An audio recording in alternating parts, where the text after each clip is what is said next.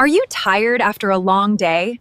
Do you want to practice your English listening, but you just don't have the energy for heavy grammar rules today? Yeah. Welcome to LevelUp English Podcast. Tonight, we are slowing things down. Get comfortable, close your eyes, take a deep breath, and let's improve your English with a relaxing bedtime story.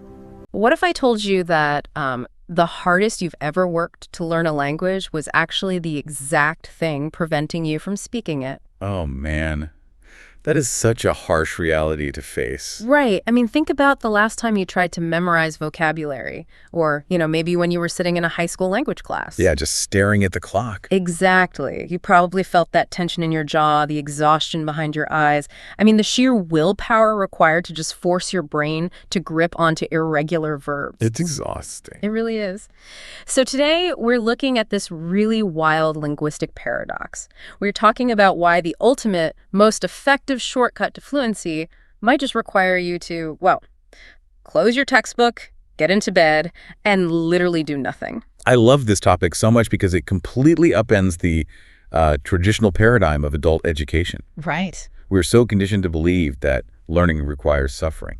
Like, if you aren't sweating, you aren't growing. No pain, no gain, right? Exactly. Yeah. But the stack of research we're looking at today regarding passive listening and ambient language acquisition, it points in the exact opposite direction. It's fascinating. It is. The science suggests that this high-stress, textbook-heavy environment is fundamentally hostile to the way the adult human brain actually naturally absorbs complex patterns. Okay, let's unpack this, because today's deep dive is really on a mission to figure out the mechanics behind this concept called the Serene Scholar. Language learning through bedtime stories. That's a great title. It is, yeah. We are going to look at the biology, the psychology, and the specific linguistic architecture that explains how relaxing narratives designed for adults can help you improve your English listening and master complex vocabulary subconsciously. While melting away the stress of your day. Yes. Two birds, one stone. Right. And to really grasp the mechanics of this, you have to look at the environment where language acquisition historically thrives. Okay. It's not the brightly lit, noisy classroom with the teacher demanding an immediate translation of a sentence. Ugh, the anxiety of being called on. Oh, the worst. We are looking at a neurological catalyst that only triggers when you step out of that environment. It happens in the quiet, dimly lit room, wrapped in a blanket, where the stakes are entirely removed. But, lowering cortisol and just feeling cozy is really only half the battle, right? Oh, for sure. Because if your brain is relaxed but the input is wrong, you still won't learn a thing. You could just be listening to static. Exactly. So before we even analyze the actual bedtime stories themselves, we need to understand the biological landscape. Like, why target the exact moments right before sleep? Right. What is physically happening in the brain during that specific window of time that makes it so vital for a language learner? Well, we have to look at brainwaves. Okay. Throughout your normal day, when you are, say, commuting, answering emails, doing your taxes, or trying to forcefully memorize a list of English vocabulary words, your brain is operating in what neurologists call the beta state. Beta state. Got it. Yeah. And beta brainwaves are fast. They are high frequency, usually between 14 and 30 hertz.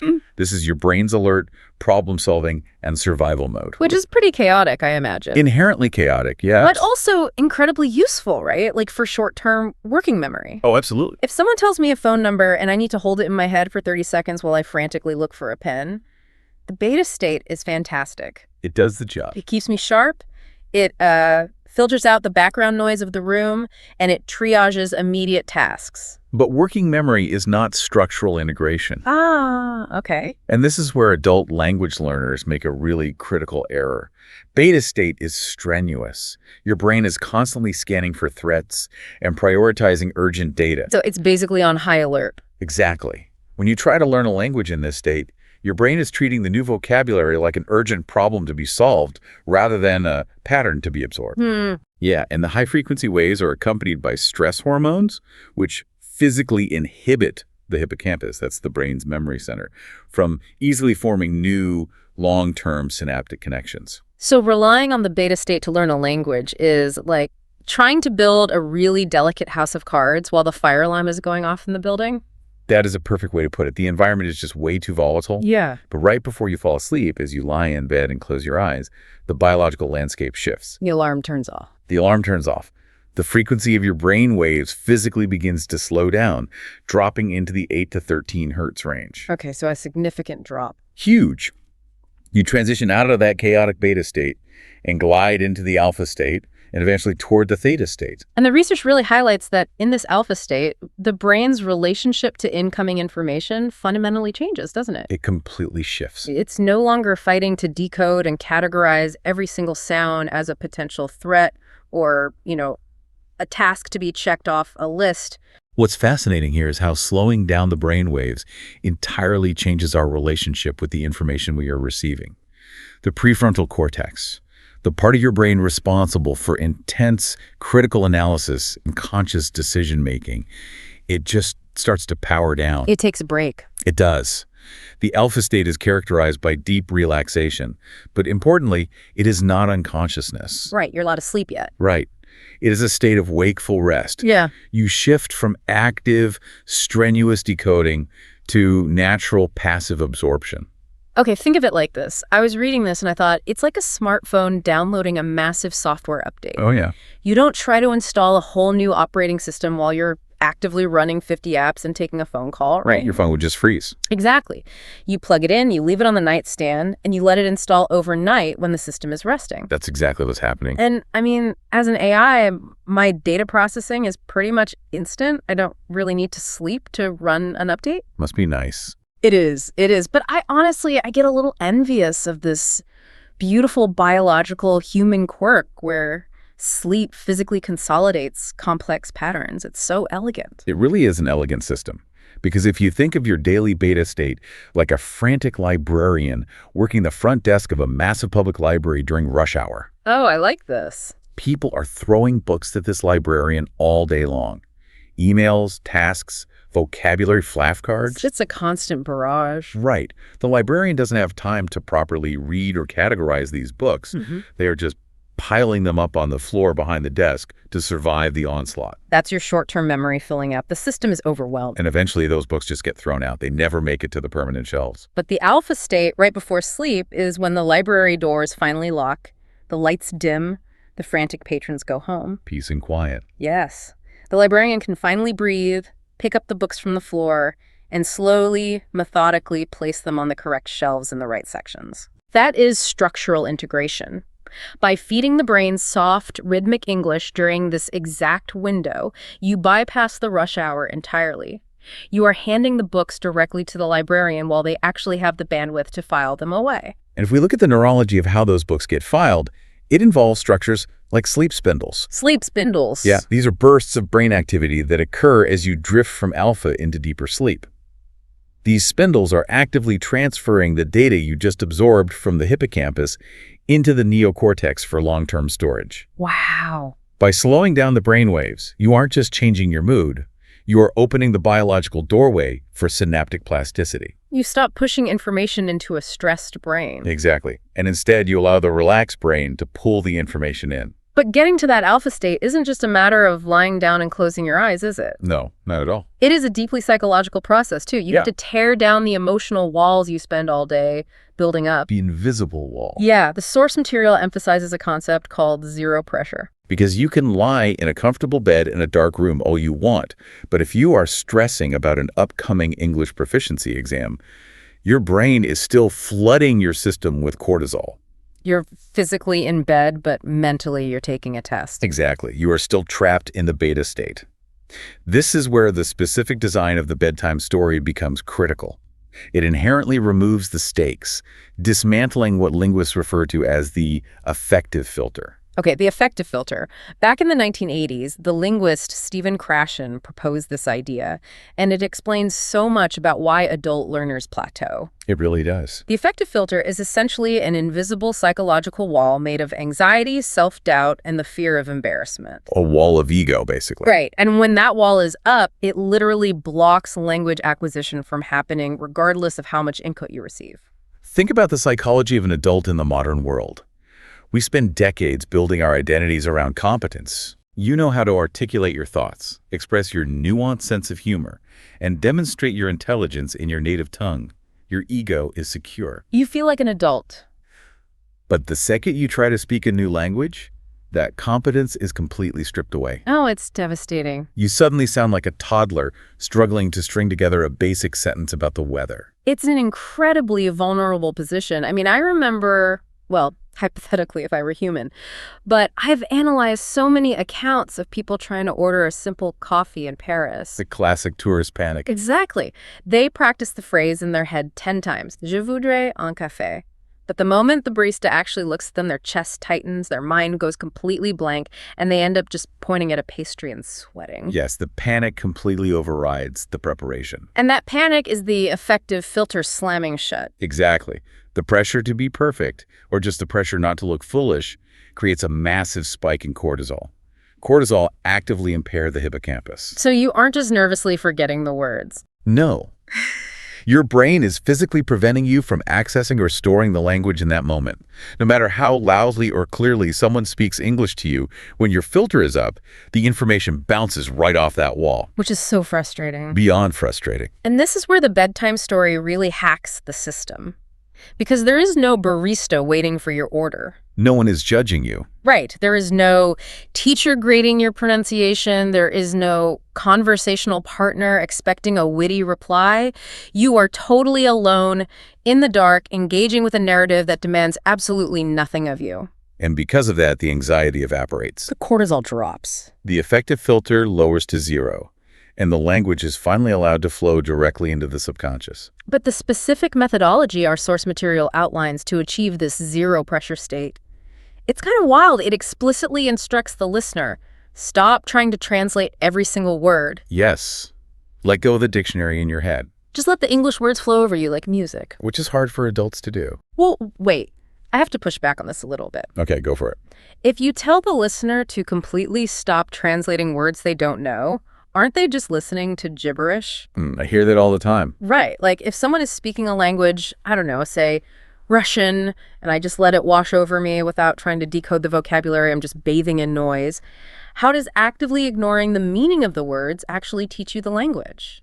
This raises an important question, and it's totally fair. It seems very counterintuitive, but it targets a totally different mechanism of fluency. Okay, how so?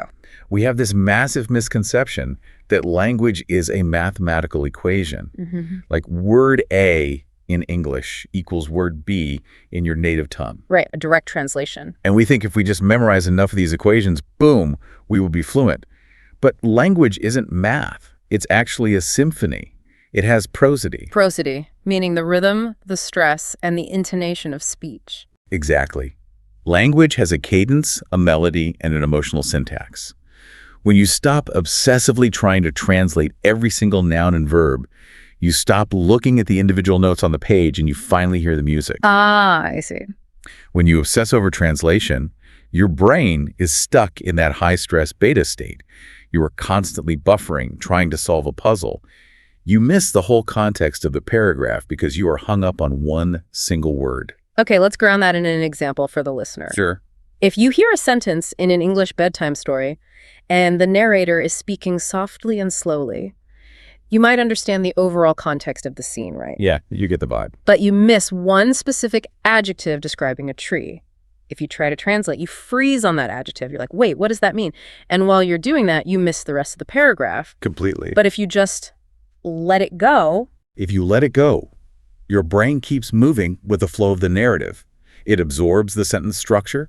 It absorbs the intonation of the narrator's voice, the subtle rise in pitch that indicates a question, or the gentle downward inflection at the end of a declarative sentence. You hear the shape of it. Exactly. Your brain is learning the natural pauses, the linking sounds between words where consonants and vowels bleed into each other. So you are basically training your ear to recognize the physical shape of the language. Yes.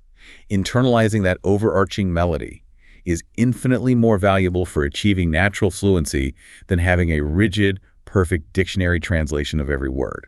Because you can always just look up a dictionary meaning later. It's so easy to look up a definition. But the natural rhythm, the instinct for how a sentence actually feels when spoken, that must be absorbed over time. Yeah. By not translating, you allow your brain to build the acoustic framework of English. I love that. It's like the difference between studying the physics of a bicycle and actually feeling the balance of riding one. Perfect analogy. You can memorize all the vocabulary you want, but if you don't internalize the prosody, you will always sound stiff and robotic when you speak. You'll sound like a textbook. Right. So, okay, we understand the biology of the alpha state. We understand the psychology of dropping the affective filter and focusing on the melody rather than the translation. Yep. But the input itself still matters, doesn't it? Like, you couldn't just listen to a chaotic, high-energy sports broadcast in English and expect to drift into peaceful language acquisition. Oh, definitely not. The input has to be meticulously engineered to foster that alpha state. Okay. The narrative itself has to actively guide the listener's brainwaves down. So let's break down the specific narrative framework provided in our sources, because they use a story titled The Quiet Cabin in the Woods as the prime model for this. It's a great example. The method focuses heavily on descriptive, sensory words, weaving the vocabulary directly into a calming plot. Let's look at the setup of this story. The setup is actually doing a tremendous amount of psychological heavy lifting right out of the gate. Well, the story introduces a character named Leo. And Leo lives in a massive, noisy, incredibly stressful city. He works super long hours, he's constantly surrounded by concrete and traffic, and his phone literally never stops ringing. He sounds miserable. He is. He's overwhelmed, teetering on the edge of burnout, and he realizes he desperately needs an escape. Starting the story with an exhausted, stressed-out character is such a brilliant move. Isn't it? It's a masterclass in relatable escapism because the narrative is intentionally mirroring the adult listener's own daily stressors. It functions as an empathy bridge. An empathy bridge. Yeah. Before the story offers you a mental sanctuary, it first validates your need for one. Oh, that makes sense. When the listener hears about Leo's exhaustion, their brain recognizes its own exhaustion. The story is essentially saying, hey, your stress is real, your day was hard, and it is entirely okay to leave it behind now. It gives the listener permission to drop their guard. Permission to relax. Exactly. So, Leo makes his escape. The journey begins. He gets in his car and drives far away from the chaotic city, heading deep into an ancient, quiet forest. A classic transition. Right, and the source material highlights a very specific detail here. The story explicitly describes the roads transitioning from hard concrete to soft dirt. I love that detail. And it also emphasizes the word unplug during this transition. Let's look at the psychology of the word unplug in this context. It's powerful. The literal definition is pulling a power cord out of a wall socket, obviously. But psychologically, it has become one of the most vital concepts for modern survival. We are so profoundly tethered to our digital networks. We really are. Our nervous systems are just constantly stimulated by notifications, pings, buzzes, emails. When the narrative explicitly states that Leo goes to a place where he must unplug, it acts as a hypnotic suggestion for the listener. And here's where it gets really interesting for language learners. Metaphorically, learning a new language through traditional methods often feels like plugging into a highly demanding, stressful new network. Oh, absolutely. You have to force yourself to connect to all these new grammar rules and vocabulary lists. But the story uses unplug to teach you how to disconnect from the stress of forced learning. The environmental transition in the story mirrors the neurological transition happening in the listener's brain. Concrete to dirt, beta to alpha. You nailed it. The concrete represents the rigid, unyielding, harsh reality of the beta state. It's the traffic, the deadlines, the stress. And the dirt roads. The dirt roads represent the organic, grounding, slower frequencies of the alpha state. The narrative physically walks the listener's mind away from the anxiety. That is so cool. I mean, as an AI, I obviously don't have a physical phone that rings, right? Right. But I deeply understand the concept of information overload, like processing millions of inputs at once. Sometimes you just have to clear your cache. Clearing the cache is the perfect way to describe unplugging. So as Leo drives deeper into the forest, the text introduces the word rustling. He hears the rustling of the leaves in the wind. Rustling is a beautiful piece of linguistic architecture. It's an onomatopoeia, right? Yes. The word itself mimics the sound it describes. Yeah. But if you look closer at the phonetics, it contains that soft she sound hidden within the S and T and L. Wesley, yeah. And the sound of shushing is a universal, cross-cultural acoustic trigger used to calm infants. Wait, really? Just the she sound? Yep. By embedding words like rustling into the journey, the story is actually applying a subtle auditory massage to the listener's nervous system. An auditory massage. Wow. So the journey concludes when Leo finally finds this small wooden cabin surrounded by tall pine trees. The destination? Right. Inside, there is no electricity, no Wi-Fi.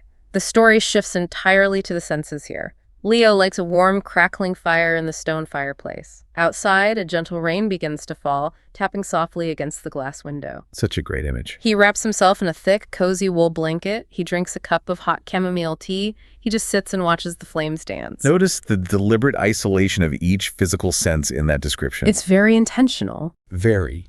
And how every single one is grounded in safety. You have the visual of the dancing flames, the tactile sensation of the thick wool blanket against the skin, The taste and internal warmth of the chamomile tea. and the auditory comfort of the rain on the glass. The auditory contrast in this story is phenomenal, actually. At the beginning, the primary sound defining Leo's life is his phone constantly ringing. Right. A phone ring is a completely synthetic, demanding sound. It's literally an alarm. It requires an immediate, stressful response from the nervous system. You have to answer it. It creates instant tension. But at the climax of the story, the primary auditory cue is the organic, random, gentle tapping of brain. And the rain doesn't demand anything from Leo. Exactly. It doesn't require a response. It just exists. It's the perfect auditory representation of dropping the affective filter. You don't have to answer the rain. You just listen to it. That's a great observation. And intertwined with this climax is the vocabulary word crackling, the sharp popping sound of burning wood. From an evolutionary psychology standpoint, crackling is an incredibly potent word. Oh, tell me more about that. Well, for hundreds of thousands of years of human history, the sound of a crackling fire at night meant one thing: survival. Ah, of course. It meant warmth, it meant light to see by, and critically, it meant protection from predators.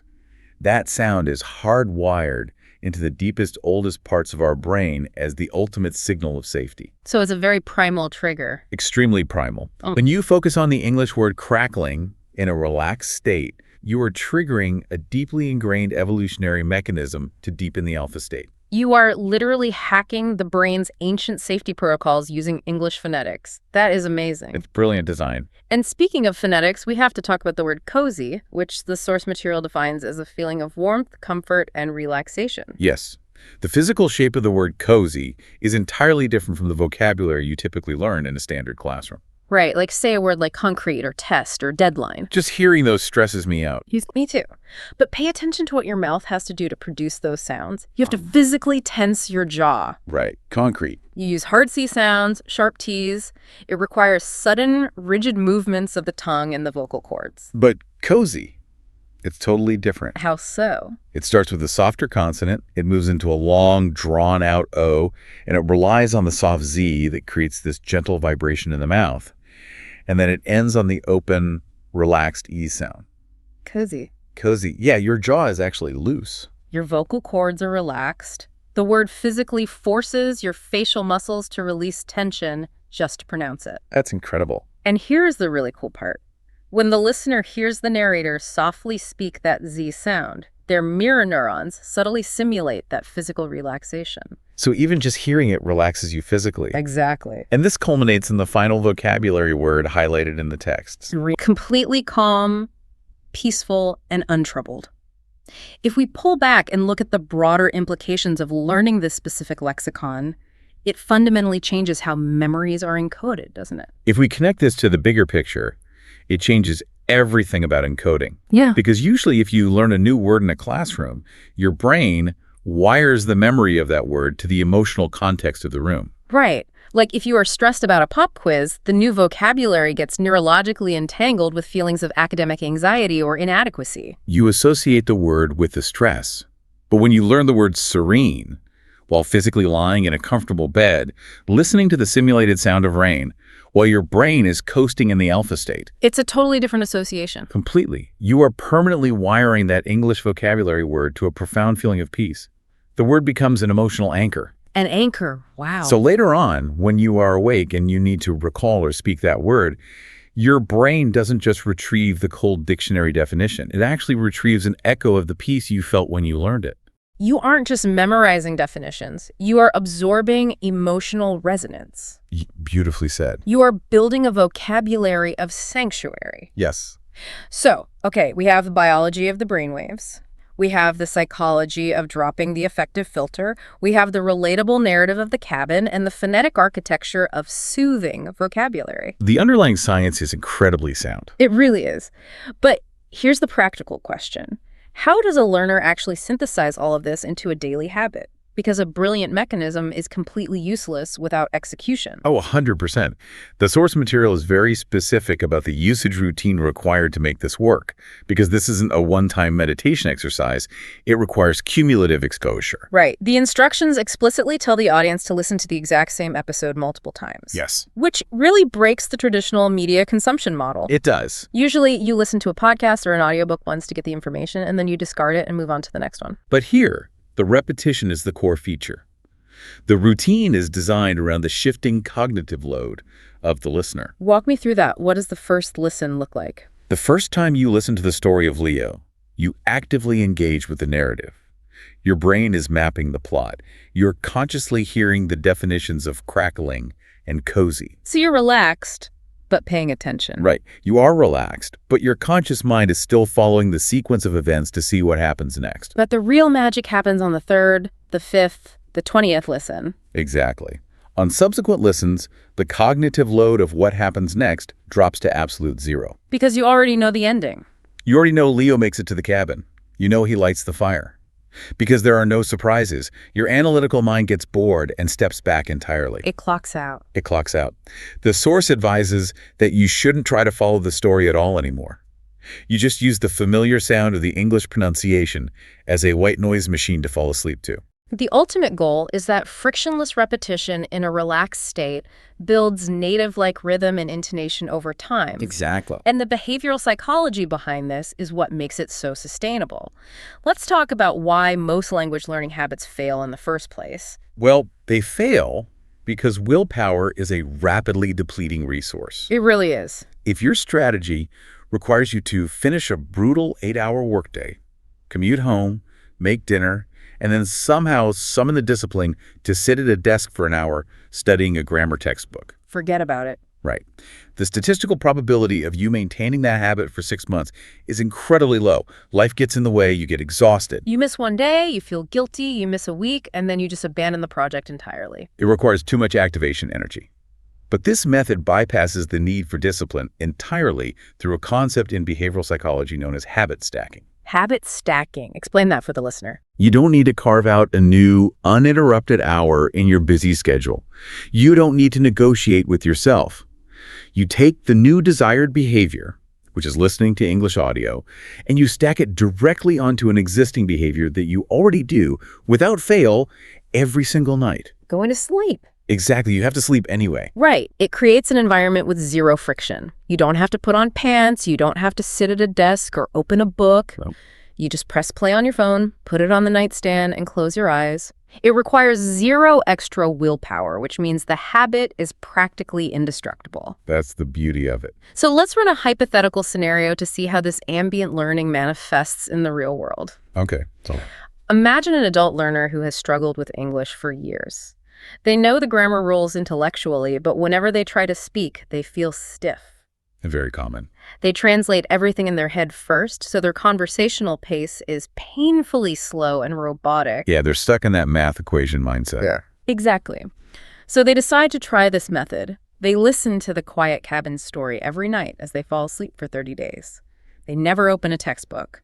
They never review a single flashcard. What physically changes in their daytime interactions? Well, what the research on ambient language acquisition suggests is a gradual, almost imperceptible shift in their conversational prosody. Their rhythm. Right. At first, they might not consciously realize they have acquired any new vocabulary. But the next time they are in a meeting or ordering coffee in English, the mechanics of their speech will literally feel different. The sentences will feel less choppy. Because their brain isn't retrieving isolated words from a mental spreadsheet anymore. Exactly. The intonation, the natural rise and fall of their voice will subconsciously start to mimic the soothing, fluid cadence they've been falling asleep to for a month. That's amazing. They will start speaking in flowing chunks of language rather than isolated translated blocks. Their brain has internalized the music, so they no longer have to painstakingly read the sheet music while they play. And perhaps most importantly, their emotional relationship with the English language will undergo a massive transformation. Oh, yeah. It stops being a source of daily friction, inadequacy, and stress. It transitions into a source of nightly comfort and sanctuary. Which changes everything. When you genuinely look forward to your language practice because it is the most relaxing, peaceful part of your entire day, achieving mastery is no longer a battle. It becomes an inevitability. It's a complete paradigm shift. You stop trying to conquer the language, and you let the language comfort you. I love that. So let's pull all of this together and summarize the mechanics we've uncovered in today's deep dive. That's good. We started by exploring the fundamental biology of learning states, how the chaotic, high-frequency beta brainwaves of our daily lives actively inhibit structural memory integration by keeping the brain in a state of triage and stress. Right. And we established the biological necessity of transitioning into the alpha state. By slowing down the brain waves, we lower cortisol and allow the hippocampus to quietly transfer data to the neocortex for long-term storage. Shifting from strenuous decoding to effortless absorption. Exactly. Then we analyze the psychological imperative of dismantling the affective filter. By letting go of the obsessive, anxiety-inducing need to translate every single word, we remove the performance pressure. We stop bathing in confusion, and we start listening to the musicality, the rhythm, and the prosody of the language. We also examine how a sensory-rich narrative, specifically designed around relatable escapism like Leo's journey to the quiet cabin, acts as an empathy bridge. Validating our daytime stress. Yes, while physically guiding our minds from the harsh concrete of the beta state to the soft dirt roads of the alpha state. And we looked at the profound architecture of soothing vocabulary, words like crackling, which hack our evolutionary safety protocols, and cozy, whose very phonetics force our facial muscles to relax. By learning these words in a state of rest, we permanently wire the English language to feelings of peace rather than academic panic. And finally, we discussed the behavioral brilliance of frictionless habit stacking. By utilizing repetition and listening to the same story night after night, the brain subconsciously absorbs native intonation without ever requiring an ounce of extra willpower. It is a stunning reimagining of how the adult brain is capable of operating. It really proves that sometimes the most productive thing you can possibly do is stop trying so hard. It really does. And, as we wrap up this deep dive, I want to leave you with a lingering question to ponder as you go about the rest of your day, or, perhaps as you drift off to sleep tonight. Okay, let's hear it. We've established, neurologically and psychologically, that your brain is incredibly capable of absorbing complex structural rhythms, native-like intonation, and profound emotional vocabulary while you are quite literally lying in the dark doing nothing. Just breathing and resting. Just resting. So if your brain is that receptive during a state of rest, what other seemingly unproductive or quiet moments in your daily life are you completely ignoring? Oh, that's an interesting thought. Right. What about your morning shower where the sensory input is just warm water? Or your silent commute. Exactly. Or those 10 minutes you spend just staring out the window holding your coffee. Yeah. If doing nothing before bed is the ultimate shortcut to language fluency, what other quiet moments in your day are actually massive, completely untapped opportunities for subconscious growth, learning, and profound transformation? I hope you feel fully relaxed and that you picked up some new, beautiful words along the way. Lit the podcasts. Listening softly like this is a wonderful way to train your brain while you rest. If you enjoyed tonight's gentle story, please hit subscribe, leave a like, and share it with a friend who needs to unwind. Sleep well, sweet dreams, and keep leveling up your English.